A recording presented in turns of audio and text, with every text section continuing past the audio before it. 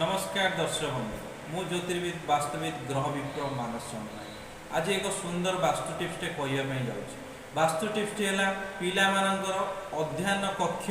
केउं स्थान हेबा आवश्यक एवं पिला मानकर अध्ययन स्थान केउं स्थान हेबा आवश्यक एवं पिला मानकर अध्ययन समय मुख केउं स्थान हेबा उचित से विषय पिला मानकर कौन हुए ना किछि पिला अछंती ताकर कौन हबो ना प्रथमे तो जे कि ताकर पढ़िया इच्छा थी किंतु पढ़े किसी मन रोथो आउ कि पिलांकर कौन हुए ना सी जो पढ़िया जाऊे से कौन हम ताकर मुंड व्यथा ज्वर आउ जातीय किसी रोग देखा आउ किसी पिला माने अछंती जो पढ़िया होउथिबे जाउथिबे से कौन हम ताकर खेलकूद कथा मन पड़ुथिबो आउ किछि पिला माने अछंती जेतेबेले सी तांकर माने पढ़िया जाउथिबे सेतेबेले तांकर पितांकर स्नेह एवं मातांकर स्नेह कथा मन पड़िबो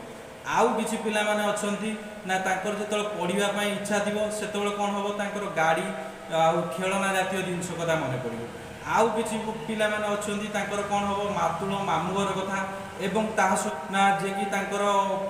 जो माने तांको अधिक स्नेह करथुबे तांको कथा मन पड़िबो एमिति टाइप रो मन पड़े ई सब जिनिस कोन पाइबो केतरा जिनस आम घर वास्तु जिनस भूल थाए स्थान निरूपण भूल थाए से लगे जिनस हुए ध्यान दिंतु दर्शक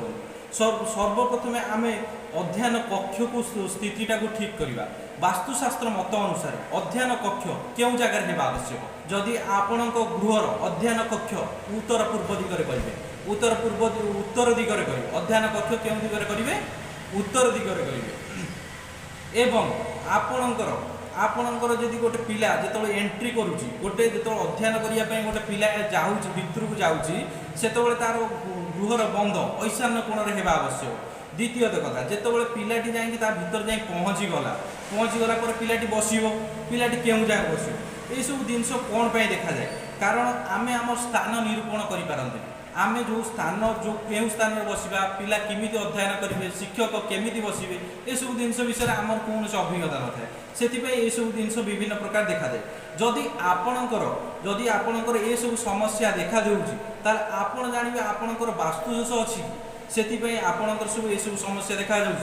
से कौन करेंगे ना अध्ययन कक्ष स्थान को निर्णय करेंगे अध्ययन कक्ष स्थान निर्णय केमी करेंगे उत्तर भाग में अध्ययन कक्ष अध्ययन कक्षर प्रवेश केमी करेंगे ना उत्तर पूर्व कोण ईशान्य कोण देखिए अध्ययन कक्ष गृह को प्रवेश करेंगे अध्ययन कक्ष गृह को जो आप प्रवेश करेंगे से अध्ययन कक्ष गृह जो आप प्रवेश करेंगे स्थान निरूपण करेंगे क्यों स्थान में आप बसवे क्यों स्थान शिक्षक बसवे सेटा हूँ सब इम्पोर्टाट कथा क्यों स्थान में आप बसवे बसवा स्थान हूँ आपणकर उत्तर मुखा हे आप उत्तर मुखा हे जदि गुरु जो अच्छा शिक्षक अच्छा के मुख को ने ना पूर्व पटर बसते मुख करेंगे पश्चिम पट को शिक्षा अध्ययन समय मन रखु दर्शक बंधु गुरु पश्चिम मुखा हे शिष्य कौन करेंगे ना